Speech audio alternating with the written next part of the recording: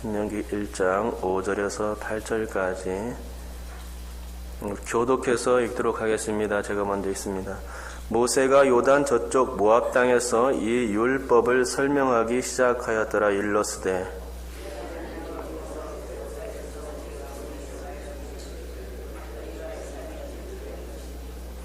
방향을 돌려 행진하여 아모리 족속의 산지로 가고 그 근방 곳곳으로 가고 아라바와 산지와 평지와 네겝과 해변과 가나안 족속의 땅과 레바논과 큰 강 유브라데까지 가라. 내가 너희의 조상 아브라함과 이삭과 야곱에게 맹세하여 그들과 그들의 후손에게 주리라 한 땅이 너희 앞에 있으니 들어가서 그 땅을 차지할지니라. 아멘.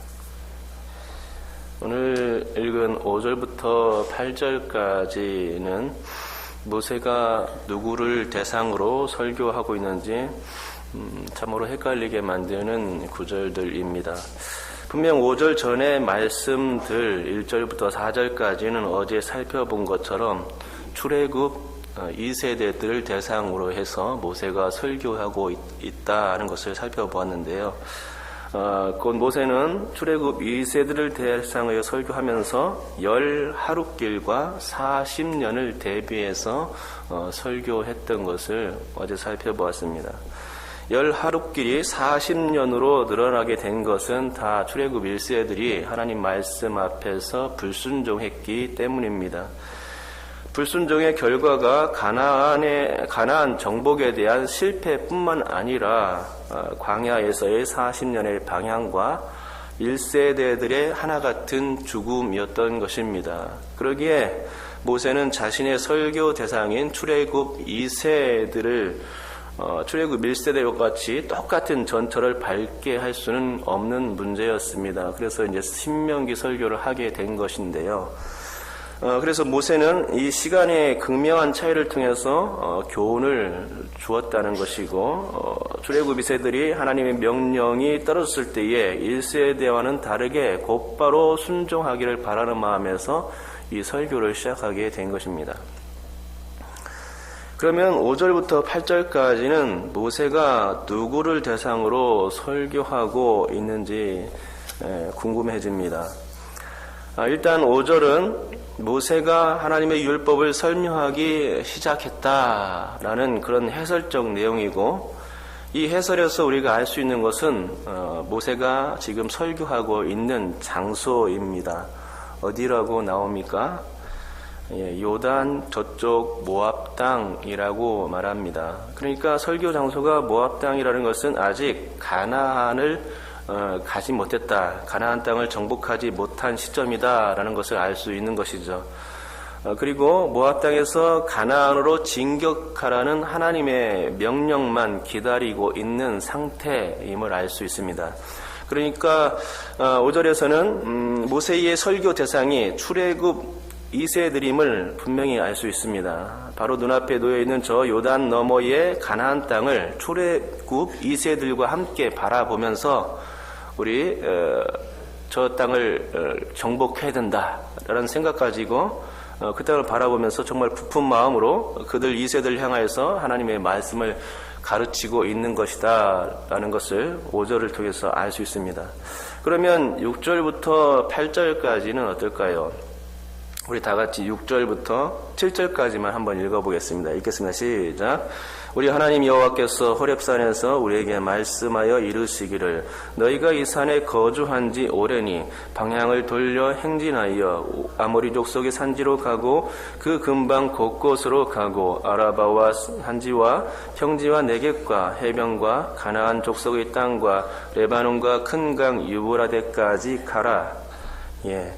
방금 이 두 구절을 읽었는데요. 그렇다면 6절과 7절이 누구에게 말씀하고 있는지 그 대상을 아시겠습니까? 힌트는 호렙산입니다.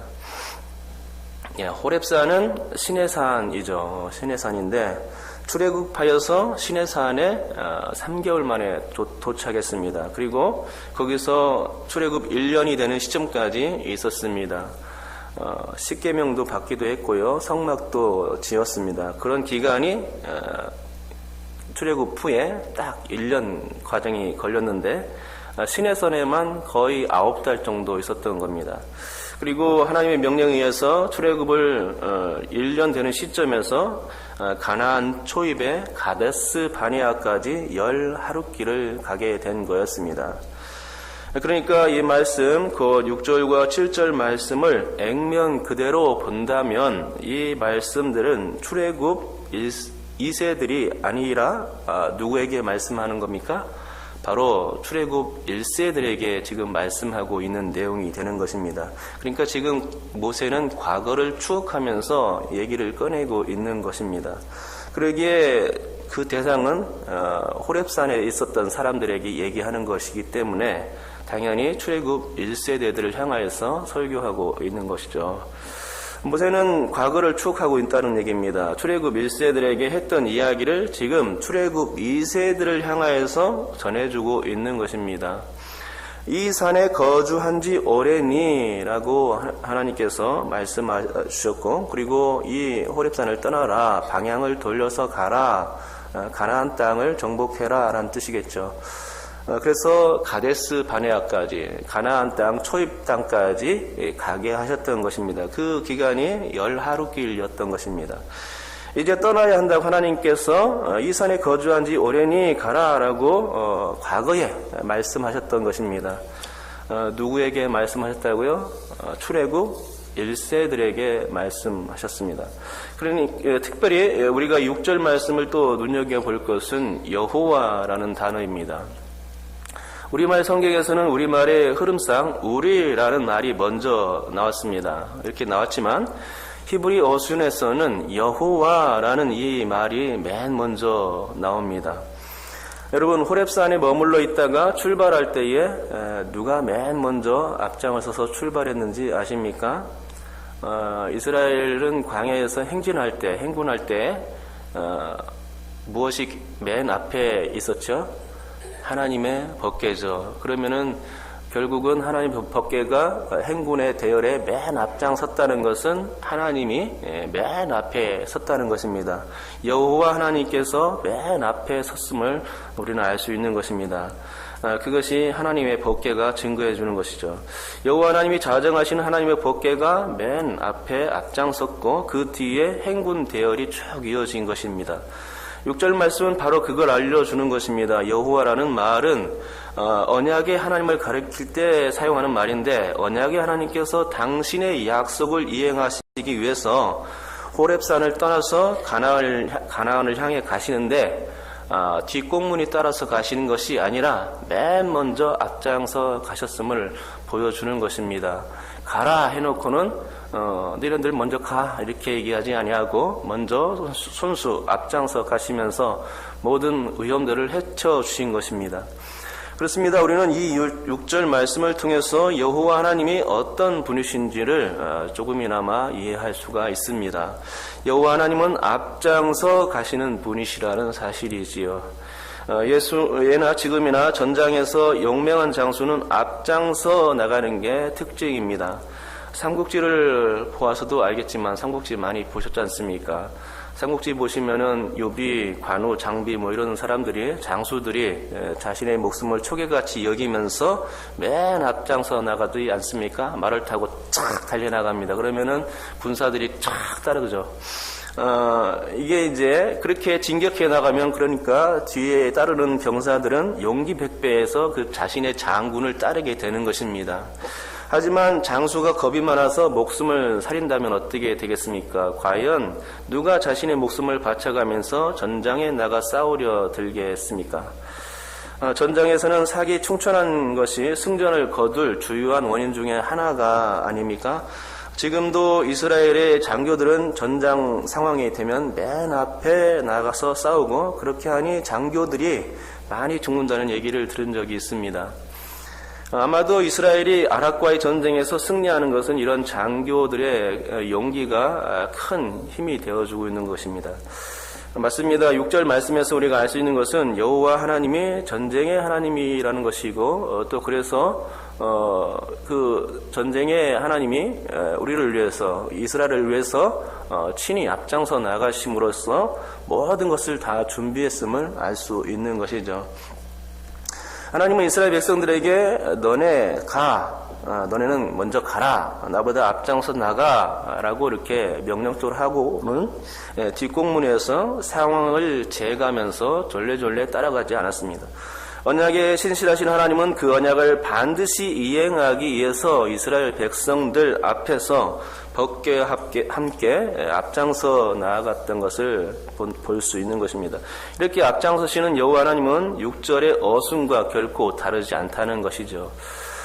그러니까 6절에서 우리가 교훈을 받을 수 있는 것은 대장 대신 예수님의 모습을 볼 수가 있습니다. 구약에서 언약의 하나님은 여호와로 통했고 여호와는 신약의 예수님을 예표하는 분이십니다. 그러기에 우리는 6절 말씀에서 당신의 언약을 신실하게 이행하시는 예수님을 볼 수 있어야 하겠습니다. 우리보다 앞장서 가시는 예수님, 그 예수님이 우리를 향해서 나를 따르라 하시는 모습, 그 명령하시는 모습까지 볼 수 있어야 되겠죠. 이런 예수님의 음성을 들을 수 있기를 주님의 이름으로 축복합니다. 우리보다 앞장서 가셔서 우리의 모든 길을 다 예비해 주시는 거죠. 그 구원의 길을 다 예비해 주시는 사랑의 주님이 우리 예수님이십니다. 어쨌거나 6절에서 알 수 있는 것은 모세의 설교 대상이 출애굽 1세들을 향한 것이었음과 하나님의 명령 역시 출애굽 1세대들에게 떨어졌다는 사실을 우리는 알 수 있습니다. 그리고 7절은 출애굽 1세들이 구체적으로 해야 할 일을 암시해주고 있습니다. 그것은 7절에는 여러 지역들이 명칭들이 나오고 있는데 7절에 나오는 이 지역들은 이스라엘 백성들, 출애굽 1세들이 점령해야 될 장소를 알려주고 있는 것이죠. 그 땅을 차지하라라는 것을 보여준 겁니다. 출애굽 1세들이 가나안 땅을 점령해야 했던 것입니다. 그러나 우리는 6절에서 인칭의 변화를 살펴볼 필요가 있습니다. 6절에서는 모세가 이렇게 말하죠. 우리라고 두 번씩이나 이 6절 말씀에 나오는 것을 볼 수 있습니다. 인칭의 변화인데 이 1인칭 복수 대명사를 쓰고 있는 것입니다. 나와 너를 합쳐서 우리라고 얘기하죠. 그러니까 출애굽 1세대와 2세대를 합쳐서 우리라고 얘기하는 것으로 보입니다. 그러니까 6절과 7절 말씀은 우리라고 했기에 출애굽 1세들에게만 했던 말씀이라고 딱 생각하면 안 됩니다.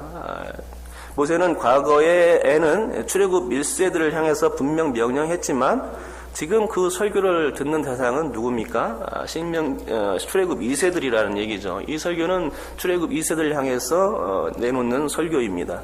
그렇기 때문에 같이 묶어야 합니다. 그렇기 때문에 호칭이 애매해지죠. 그래서 우리입니다. 마땅한 호칭을 찾다가 우리라는 호칭을 찾게 된 것입니다. 그러니까 우리라는 호칭을 말했던 모세의 의도를 우리는 살펴볼 수 있어야 합니다. 모세는 과거에 출애굽 1세들에게 이 산에 거주한 지 오래니 방향을 돌려 가나안으로 가라고 말했었습니다. 이 말씀은 하나님의 명령이었고 어길 수 있는 것이 절대로 아니었습니다. 7절에 아모리 족속의 산지는 쉽게 한마디로 가나안 땅입니다. 아모리인들이 가나안 족속을 대표하는 족속이고 산지는 가나안 땅의 산지를 대표하는 그 명칭으로 산지라고 쓴 겁니다. 그래서 이 아모리 족속의 산지 이거는 가나안 땅입니다.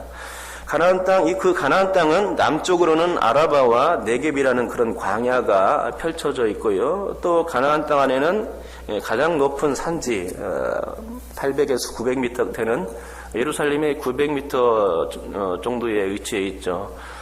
이런 산지와 또 산지보다 더 낮은 구릉지대들, 여기는 평지라고 나오는데 한 150에서 250m까지 되는 중간지대들이 있고요. 더 낮은 지중해의 해변으로 이루어져 있습니다. 7절 말씀은 그런 지형적인 것을 알려주고 있는 것입니다. 그런데 레바논과 큰 강 유브라데는 가나안 땅과는 무관합니다. 그런데 이 땅을 여기에는 적어놓고 있죠. 레바논과 큰 강 유브라데. 여기는 가나안 땅을 넘어서는 범위에 있습니다. 아마도 이 땅은 포로기 이후의 상황을 전제하고 예언된 말씀인 것으로 보입니다. 포로기에 흩어졌는데 바벨론까지 가지 않습니까? 바벨론에는 유브라데 강이 있고 티그리스 강이 있고 그렇습니다. 그런데 이스라엘이 가나안 땅을 정복했을 때는 거기까지 정복하지 않았죠. 그런 상황을 전제해 놓고 여기다가 레바논과 유브라테스 강을 적어 놓은 것 같습니다. 아무튼 레바논과 유프라테스 강을 제외하고는 출애굽 1세들이 정복해야 할 땅이 아모리 족속의 산지요, 가나안 족속의 땅이었던 것을 우리는 알게 됩니다. 하나님은 그곳 가나안으로 가라라고 말씀하셨던 겁니다. 그런데 8절 말씀에 나온 가라라는 이 명령은 꼭 출애굽 1세들에게만 내린 명령은 아니었다는 것입니다. 물론 과거에는 출애굽 1세들이 대상이었겠지만 지금은 출애굽 2세들에게 가라라는 명령이 내려지고 있는 것입니다. 그러니까 모세가 아까도 얘기했듯이 우리라는 호칭을 사용할 수밖에 없었던 것이죠. 이제 이해가 가실 것입니다. 좀 상황이 설명이 조금 난해하고 어려울 수도 있겠지만 이해하셨을 줄 믿습니다. 과거와 현재 모두 다 하나님의 명령은 가라입니다. 과거에는 가나안의 남쪽 경계인 가데스 바네아에서 가라는 명령이 떨어졌습니다. 하지만 지금은 가나안의 동쪽 경계인 요단 건너 모압 땅에서 가라는 명령이 주어지고 있는 것입니다. 그러기에 과거 1세대들도 가야 했지만 지금 2세대들도 여전히 가야 할 땅이 어디입니까? 가나안 땅이라는 것이죠. 그래서 우리인 것이죠. 가나안은 여전히 약속의 땅이었고 이스라엘의 비전이었습니다. 그래서 우리인 것입니다. 그래서 과거의 1세대들과 현재의 2세대를 구분짓지 않게 된 것입니다. 언제는 명령의 목적, 이제는 이제 둘 다 출애굽 1세들이나 2세들이나 그 명령의 목적지가 같고 또 여전히 붙들어야 할 언약이 같고 비전과 목적도 한결 같았기 때문에 우리라는 표현을 쓰게 된 것입니다. 그러면 이제는 한 구절 남았습니다. 8절이죠. 우리 다 같이 8절도 한번 읽어보겠습니다. 읽겠습니다. 시작. 내가 너희의 조상 아브라함과 이삭과 야곱에게 맹세하여 그들과 그들의 후손에게 주리라 한 땅이 너희 앞에 있으니 들어가서 그 땅을 차지할지니라. 아멘. 이 말씀은 대상이 누구라고 생각하십니까? 8절 말씀은 출애굽 1세대도 아니고 또 출애굽 2세대도 아닙니다. 물론 그 설교를 듣는 대상은 출애굽 2세대들이지만 1세대, 2세들에게 현장에서는 그렇게 했지만 이 말씀 자체로 보면은 대상이 아닙니다. 누구냐 하면 이스라엘의 조상들입니다. 아브라함과 이삭과 야곱에게 했던 하나님의 약속을 상기시켜주고 있는 말씀인 것입니다. 하나님이 갈대아 우르에서 가나안으로 가라 이렇게 말씀하셨죠. 이삭에게도 기근 때에 약속의 땅을 벗어나지 말라 하셨으며 야곱 때에는 그의 아들인 요셉을 통해서 약속의 땅에 돌아갈 것을 지시하셨던 것입니다. 그러니까 8절 하반절의 그 명령은 조상들에게 내린 명령입니다. 곧 8절은 들어가서 그 땅을 차지할지니라 라는 명령이 2세대들에게 한 것 같지만 사실상 이 8절 말씀을 볼 때에 조상들에게 했던 명령으로 주었다는 것을 알 수가 있겠죠. 이건 출애굽 1세대와 2세대들에게 명령이 주어진 것이 아닙니다. 그러니까 하지만 8절 말씀에서도 그들과 그들의 후손에게 주리라 한 땅이 너희 앞에 있으니 라고 말씀을 하는 것을 볼 때에 후손이라는 얘기가 나왔죠. 그러니까 여전히 이것도 마찬가지입니다. 조상들에게 한 얘기였지만 출애굽 세대들과 전혀 무관한 얘기는 아니었다는 얘기죠. 한때 뭉친 겁니다. 이것도 우리라는 표현이 가능한 것입니다. 조상들에게도 가라라는 지시가 떨어졌고 1세대들에게도 가라라는 지시가 떨어졌고 또 2세대들에게도 가라라는 동일한 지시가 떨어졌음을 알 수 있는 것입니다. 그렇습니다. 정리하자면 하나님이 아브라함과 가나안에 대해서 대해서 아브라함에게 명령했죠. 가나안에 먼저 이제 그 가나안 땅을, 약속의 땅을 가나안에 들어가게 하신 것이 바로 하나님이십니다. 아브라함에게는 언약의 약속을 가나안이라는 장소를 통해서 주셨습니다. 하지만 그 약속은 대대로 이어졌죠. 아브라함으로부터 출애굽 2세대까지 무려 600년 내지는 650년 정도 걸렸을 것 같은데 이런 긴 시간이 흘렀습니다. 그러나 여전히 가나안에 가라는 짓이었습니다. 하지만 여전히 그 들어가는 명령이 변함이 없었고, 여러분, 이 들어가라는 명령은 들어오다라는 말이기도 한데 보우라는 단어입니다. 이 보우라는 히브리어는 두 가지 뜻을 동시에 갖는 복수 명령형입니다. 들어가라라는 말도 될 수 있고요. 들어오라라는 말도 될 수 있습니다. 그러니까 보우를 들어가라라고 받게 되면은 그것은 가나안에 들어가라는 하나님의 명령이자 또 이스라엘의 목표와 비전이 되는 것입니다. 하지만 보우를 들어오라라고 해석하게 되면은 그것은 가나안에 들어오라는 하나님의 초대요 영적인 견지에서는 구원으로의 부르심이 되는 것입니다. 그렇습니다. 저는 오늘 좀 복잡하게 설명드리고 있지만 결론은 하나입니다. 우리는 이스라엘 백성들처럼 하나님께서 부르시는 하늘 지성소에 들어가야 한다는 것이죠. 아브라함과 이삭과 야곱이 가나안에 들어가야 했고 출애굽 1세대와 2세대들도 여전히 들어가야 했던 그 가나안, 그것을 우리는 지성소로 볼 수 있겠습니다. 하늘 지성소죠. 이스라엘 백성들이 들어가야 할 목표, 그것이 가나안이었다면 우리는 들어가야 할 목표가 어디입니까? 천국이고 하나님 나라입니다. 하늘 지성소죠. 목표 장소는 좀 다른 것 같지만 들어가야 한다는 그 입장에서는 똑같은 것입니다. 가나안에 들어가는 이 명령은 동시에 하나님의 초대입니다. 그렇다면 600년의 수십 배가 흐른 지금의 시점에서 우리 또한 그 목표와 비전이 동일함을 알게 되는 것입니다. 하나님의 초대가 있는 것이 동일하죠. 이 초대는 우리와 언약을 지키기 위해서 앞서 가 계신 예수님을 통해서 주어지는 초대입니다. 그러므로 우리가 해야 할 일은 들어가라라는 명령에 순종하는 것이고 또 들어오라는 초대에 기꺼이 반응하는 일인 줄 믿습니다.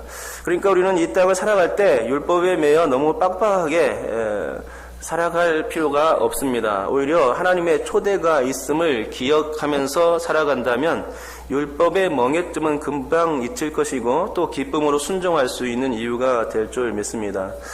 천국 우리가 들어가야 할 하나님의 지성소는 성경이 말하길 너무도 아름다운 장소라고 말씀하고 있지 않습니까?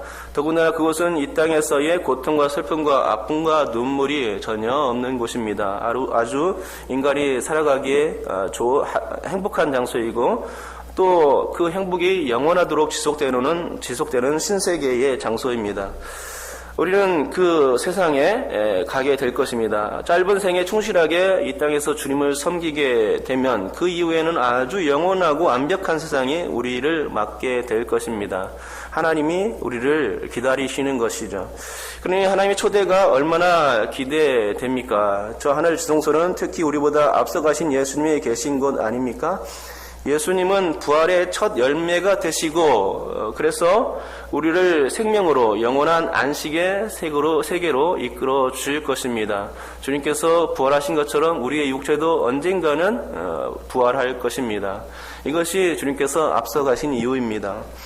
그러므로 이 땅에 사는 동안 우리에게 닥친 수많은 소명과 사명들이 있다 하더라도 그 모든 일들을 기쁨과 즐거움으로 감당해낼 수 있는 것입니다.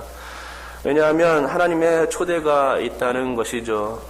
하루하루 그 하나님의 초대에 반응하면서 그래서 오늘도 기쁨으로 살아갈 이유가 있는 것입니다. 여러분께서 이 하나님의 초대를 생각하시면서 이 땅에서 우리들이 정말로 험난한 일들을 너무나 많이 경험해야 되고 그렇게 살아가야 되겠지만 그렇지만 그 가운데서도 우리가 소망이 있는 것은 하나님의 초대가 있기 때문입니다. 들어오라라는 초대가 있기 때문입니다.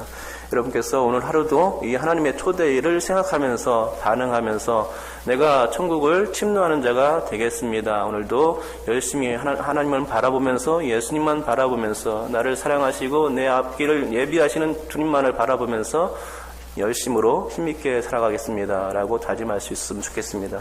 기도하겠습니다.